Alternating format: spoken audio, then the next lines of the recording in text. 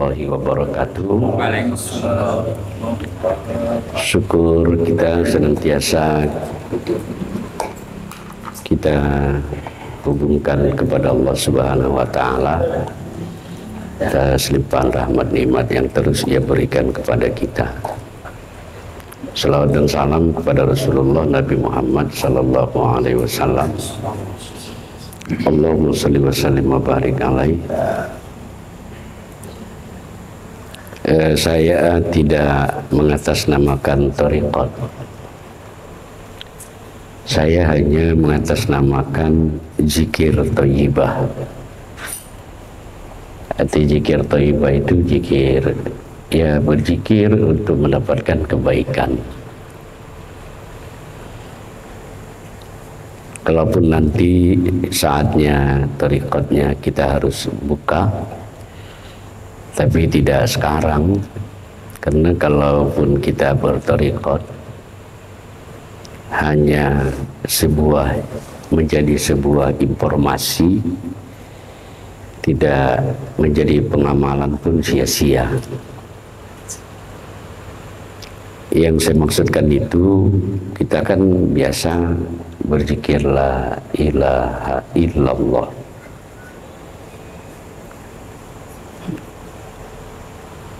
Insya Allah setelah kita zikir la ilaha illallah, yang sudah tahu kita makomnya dari Syekh Samaniyah, la ilaha illa Allah. Kalaupun ada kawan-kawan mungkin melihat makom zikir la ilaha illallah itu agak berbeda. La lari ke dada kanan, illa ke atas, Allah ke hati. Saya maaf tidak menganut yang itu. Jadi la tarik, ilaha ke atas kepala, illa ke dada kanan, Allah dikencangin, masukkan ke dalam qalb, ke hati. Jadi la ilaha illa Allah. Nah itulah stasiunnya. Jadi ketika kita berzikir la ilaha illallah itu, makom itulah yang kita lihat. Seberapa rancaknya pun kita la tetap memandang yang itu. Ya, ini pedoman. Ya. Kemudian kita tutup. Masuk Bang, masuk kemari Bang. Ini Pak. Nanti kalau di situ jauh jodohnya.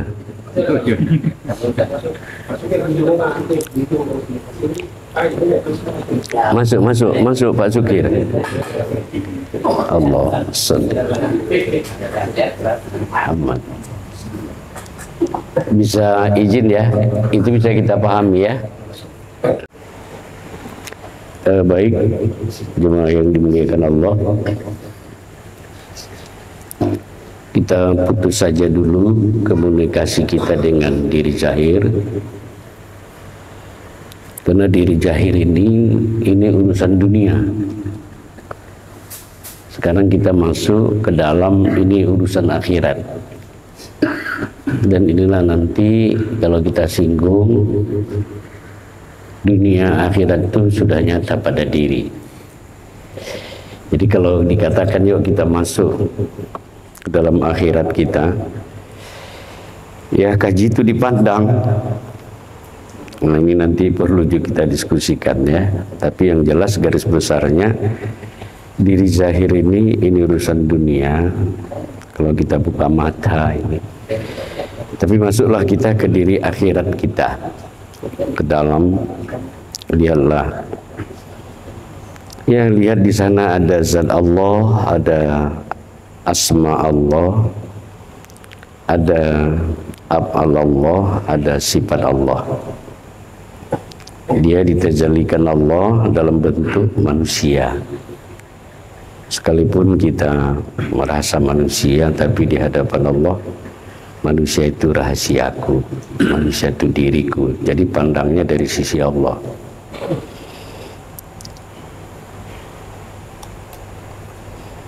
Bismillahirrahmanirrahim.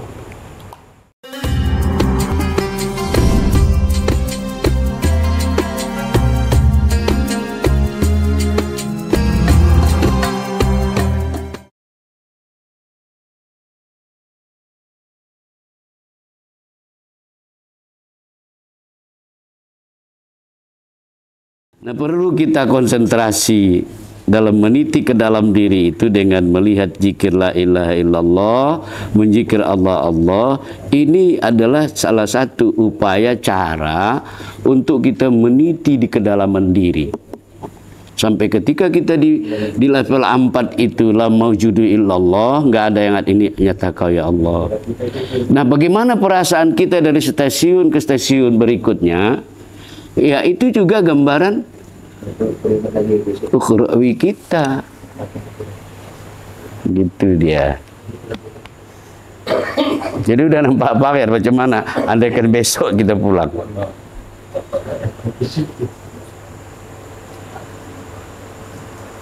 Nah, inilah diri yang hakikat, itulah yang dia pun. Istilah pulang tuh nggak ada sih, orang dia yang ada. Gitu dia. Cuman apa? Ini yang apa? Sungai Berombang sama Pak sebelah. Lupa aku namanya. Apa tanggapannya, Pak? Jadi gini Pak. Jadi kalau misalnya dia sudah belajar kaji, tapi kok di syariatnya atau kita ketahui dia loh, ini kok gini kan itu kan? Enggak gimana? Di syariat gimana? Di syariatnya maksudnya kok agak melenceng dia. Contohnya gimana? Ya, enggak mau dia sholat berjemaah misalnya kan itu kan? Ya kan itu. Apakah ini salah apa itu? Kemana kawan? Salah jalan dia. Sesat penjaga pintunya ini. Baik, aku jawab dulu pertanyaan Pak. Hari ini kita masuk ngaji dulu. Ya, kita melihat tentang sholat berjemaah secara syariat dan secara hakikat. Astaghfirullahaladzim min kulli dzambin azim min kulli ma'siyah zahira wa batina ya ghafurur rahim ya jal jalali wal ikram la hawla wa la quwata illa billah. Ila hadratin Nabil Mustafa sallallahu alaihi wasallam wa ala alihi wa ashabihi wa dhurriyyatihi wa qarabatihi ajma'in. Kalikafatil anbiya'i wal mursalin walil malaikatil muqarrabin wal qurubin waliya illahi syuhada'i was salihin wal ulama'il amilin wa khususan ila mu'allim rahimahullahu ta'ala wa nafa'na bi ulumi fid daraini amin. Al-Fatihah. A'udzu billahi minasyaitonir rajim. Bismillahirrahmanirrahim. Alhamdulillahi rabbil alamin arrahmanir rahim maliki yaumiddin.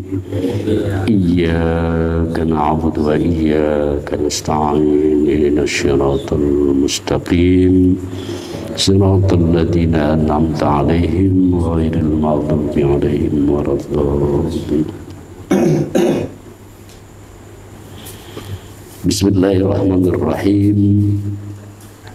Assalamualaikum warahmatullahi wabarakatuh. Alhamdulillahi rabbana alimna ma jahilna wa dzakirna ma nasina wa anfa'na ma 'allamtana innaka antal alimul hakim.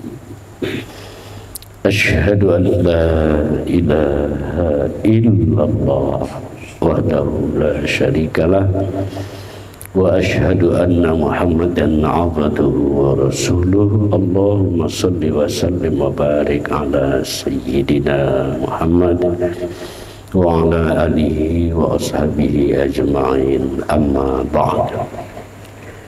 Qala Allah Ta'ala fil Qur'anil Karim, qad aflahal mu'minun alladzina hum fi salatihim khashi'un. Sadaqallahul azim. Jemaah yang dimuliakan Allah, mudah-mudahan kemuliaan itu dapat kita rasakan. Dengan kemuliaan itu kita menyampaikan syukur alhamdulillah kepada Allah Subhanahu wa Ta'ala, dan teruslah menjadi hamba Allah yang mulia, mulia di dunia dan insya Allah mulia pula kita kelak di akhirat. Berselawat kita kepada Rasulullah Nabi Muhammad sallallahu alaihi wasallam. Allahumma salli ala Sayyidina Muhammad, alaika ya Rasulullah, alaika ya Rasulullah, alaika ya Rasulullah. Syafaat itu akan terwujud ketika kita mengenal Nur Muhammad dan berwasilah kita lewat membaca selawat kepada Rasulullah Nabi Muhammad sallallahu alaihi wasallam. Akhirnya mulia kita di dunia dan insya Allah mulia pula kita di akhirat adanya. Jemaah yang dimuliakan oleh Allah Subhanahu wa Ta'ala, syariat memang memerintahkan kita dalam sholat berjemaah itu mendapat pahala. Sholat berjemaah mendapat pahala 70 ya, 27 maaf. Dan sholat sendiri menurut syariat yaitu 1. Terasa gampang mendengarnya dan melaksanakannya, tetapi coba kita lihat sholat berjemaah secara syariat. Ada imam, ada makmum, minimal 1 orang makmum, 2, 3 dan seterusnya. Itulah yang kita maknai secara syariat sholat berjemaah. Nah, coba kita melihat pula definisi sholat berjemaah dalam versi hakikat. Sholat berjemaah secara hakikat sama, di awal ada imam, ada makmum. Mana hakikat imam dan mana hakikat makmum?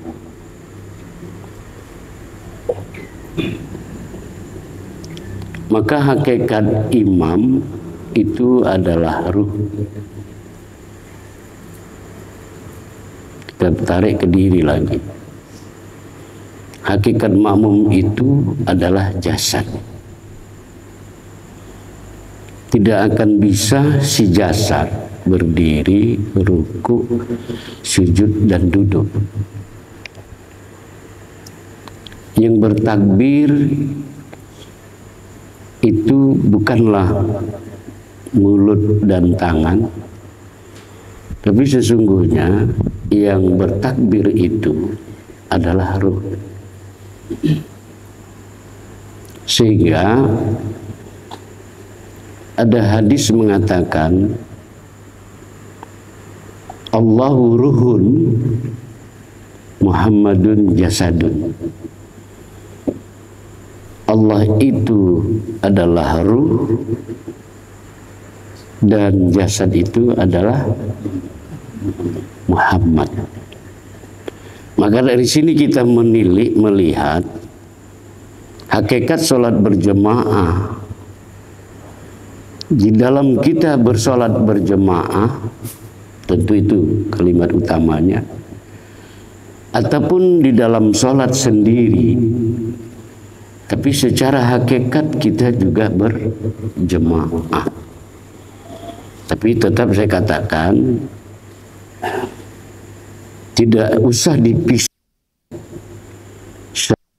dengan hakikat.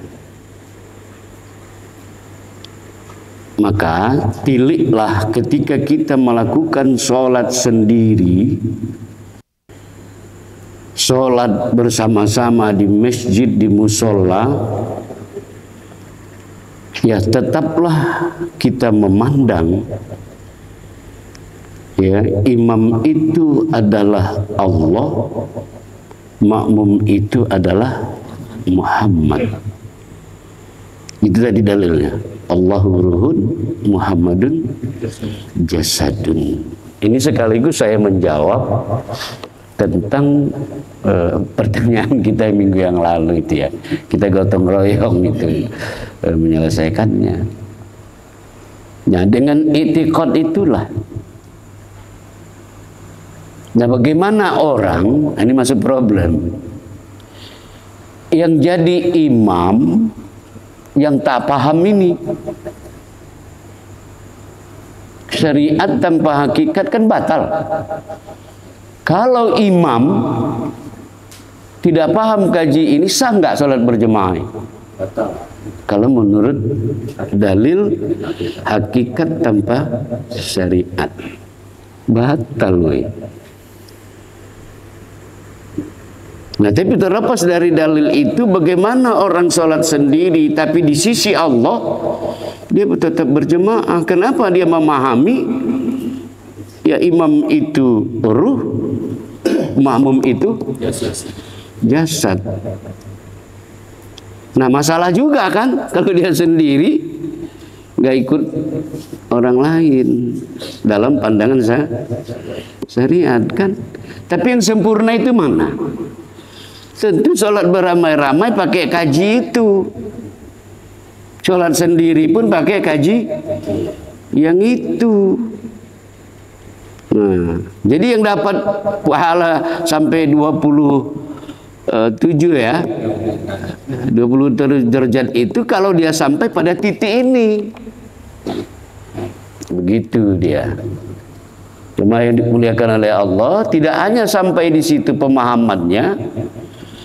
Ya, bisa nggak kita menyolatkan diri kita yang sudah mati? Kita yang mati Pak ya. Tapi dia menyolatkan itu tetap kita ikut. Nah, ini kan kalimat ngawur ini kalau orang nggak paham kaji. Kira-kira ngawur nggak Pak ya? Ya, bagaimana? Sedang kita udah dikapani, gimana pula ikut nyolatin? Bisa kalau kita paham.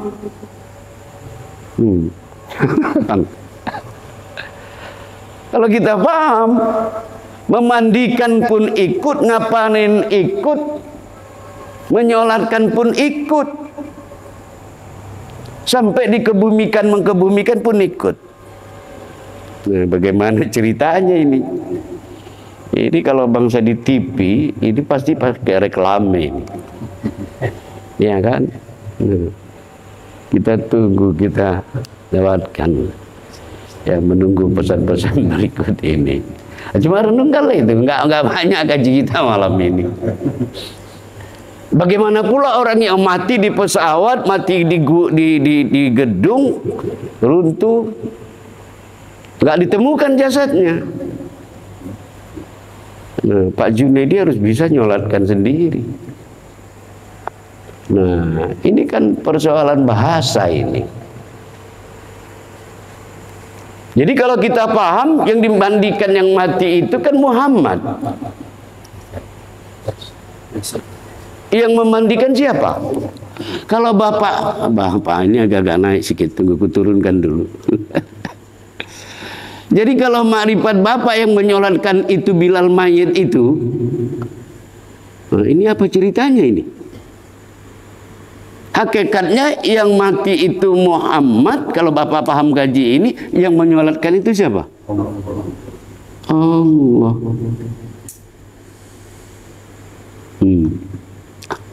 Jadi jangan yang tengok imamnya Pak Akhyar. Nah begitulah i'tiqad kita di dalam sholat mayit itu, ya kan? Allah menyolatkan kekasihnya. Allah yang memandikan kekasihnya. Nah, maka insya Allah dengan pemahaman ini yang kita pahami, walaupun kawan-kawan sholat berjemaah, ya tetap i'tiqad itu seperti itu. Tapi kalau mau coba-coba, bolehlah. Dimanapun kawan-kawan sholat, coba usahakan, upayakan. Ya, siapa minggu depan bawa laporan. Misalnya Pak Rais sholat di Masjid Al-Falah. Habis sholat maghrib itu jumpai imamnya. Izin Pak Imam. Tadi kita sholat berjemaah kan Pak Imam imamnya kan? Iya. Terus kalau Pak Imam siapa imamnya? Bilang coba. Kira-kira apa jawabnya? Kira-kira?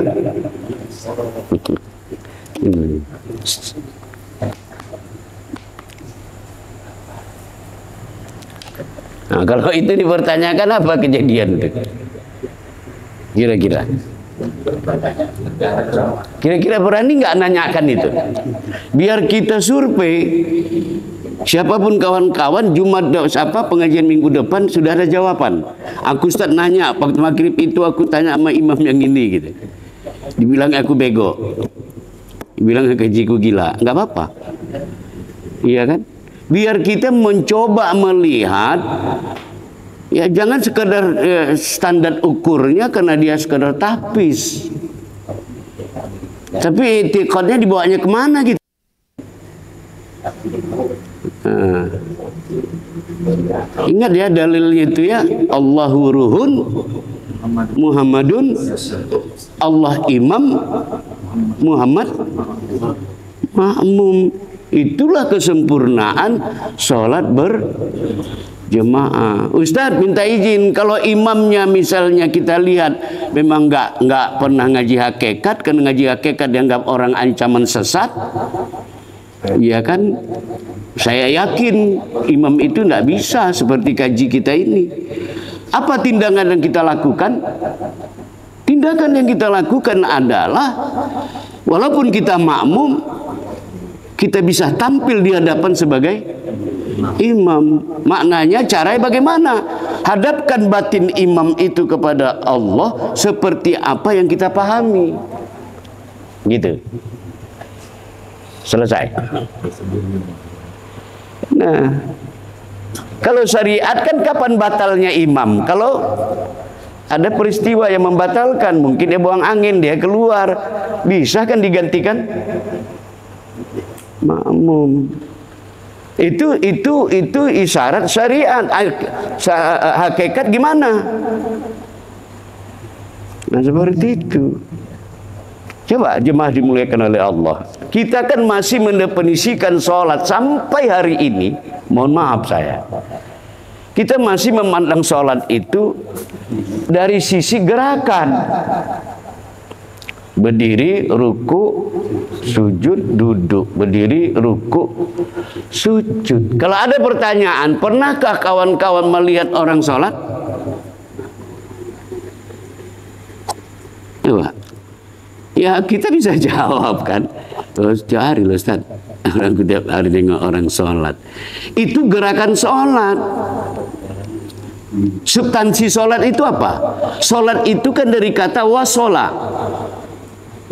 Artinya orang sholat itu berhubungan kepada batinnya kepada Allah. Itulah orang yang sholat.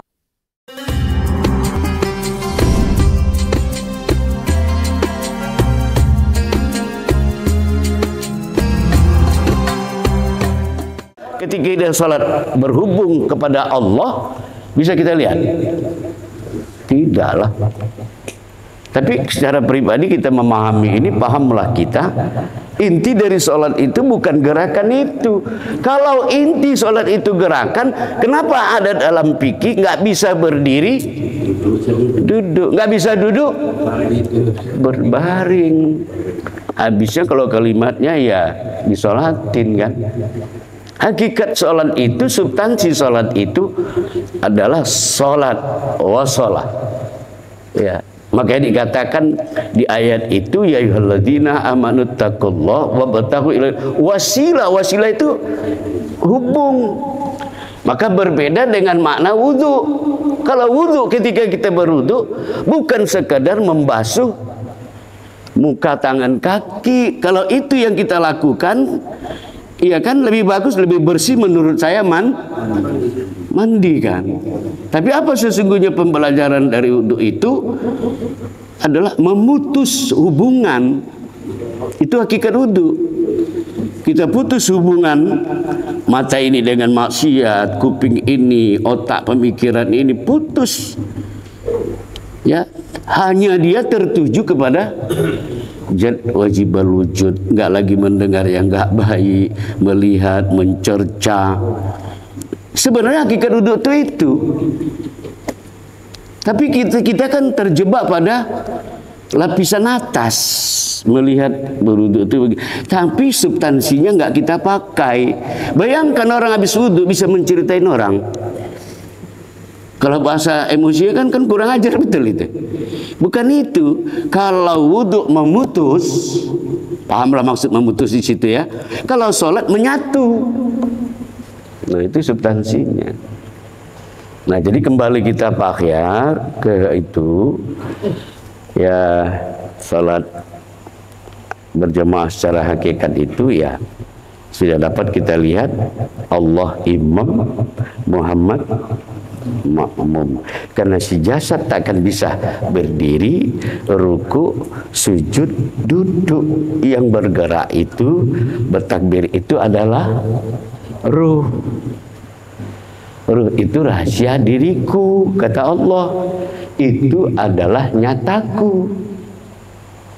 Nah, kira-kira yang sekian banyak orang sholat berjemaah itu, paham dia enggak itu? Karena ancamannya apa tadi? Ancamannya kalau dia merasa imam, ya seperti ya menurut otaknya itulah begitu. Ya kira-kira kategori berjemaah enggak itu? Ya kan, dengan dalil syariat tanpa hakikat batal. Tapi orang syariat mendengar cerita kita ini, wah seperti itu. Nah, tapi kan saya katakan tadi, pilihan yang terbaik itu syariatnya kita ke masjid, ke ini, kan begitu. Nah, itu syariatnya, hakikatnya pun main juga. Iya kan? Nah, seperti itu. Jemaah yang dimuliakan oleh Allah Subhanahu wa taala. Jadi begitulah teori sholat berjemaah menurut syariat dan menurut hakikat. Simpelnya apa? Allah yang menjadi imam. Ya kan, jasad menjadi makmum. Ya cobalah kait-kaitkan kawan juga dengan kajian kita yang kemarin. Ada khusyuk jasad, ada khusyuk hati, ada khusyuk ruh. Ya saya rasa itu saja, enggak banyak-banyak sih malam ini ya, tapi yang penting buat kita paham. Jadi kalau begitu berhentilah yang berdoa itu ananiah kita, aku kita jangan lagi lah. Yang sembahyang itu pun bukan tangan yang dilihat, tapi yang menggerakkannya itulah yang dilihat. Ya, nah teruslah senantiasa kita yang aku ini lemah ya Allah, yang kuat itu Kau ya Allah. Aku tak punya kehendak ya Allah, Kaulah ya Allah yang punya kehendak itu. Kaulah ya Allah, aku bodoh, Kau yang mengetahui ya Allah, yang pintar itu Kau ya Allah. Ya, yang hidup itu Kau ya Allah, aku mati ya Allah. Sudah kita absen begitu dalam tafakur. Ya, yang ada ini akhirnya kita ngucap apa? Allah, Allah, Allah, Allah, Allah, Allah, Allah, Allah, Allah. Ya, supaya terasa gaji itu. Nah, itu saja. Mohon maaf, mohon ampun kepada Allah. Sekian. Assalamualaikum warahmatullahi wabarakatuh. A'udzubillahi samii'un 'aliim minasyaitonir rajiim. Bismillahirrahmanirrahim. Wal 'alamin. Salatu wassalamu ala asyrafil anbiya'il mursalin wa ala alihi washabihi ajma'in. Allahumma salli ala sayyidina Muhammad abdika wa rasulika nabiyil ummi wa ala alihi washabihi ajma'in. Allahumma ja'al nur wa qudrati nur wa iradati nur wa ilmina nur wa hayatina nur wa sam'ina nur wa basarina nur wa takallimina nur, nurun ala nur, nurun ala nur, nurun ala nur, wa huwa rabbul arsyil azim. Nawwir qulubana ya Allah, nawwir qulubana ya Allah, kama nawwartal ar binusika samsika abadan abada. Allahumma amnun alaina ya Allah bisafail ma'rifah wa ablana tasihal mu'amalah bima bainana wa bainaka ala sunnah ya rabbal alamin. Allahumma jama'ana hadza jam'an marhuma wa tafarruqana min ba'di tafarruqan ma'suma wadina siratal mustaqima ya rabbal alamin. Rabbana atina fid dunya hasanah fil akhirati hasanah wa qina adzaban nar. Wa sallallahu wasallam alaihi walhamdulillahi rabbil alamin. Taqabbalallahu minkum. Allahumma salli ala sayyidina Muhammad.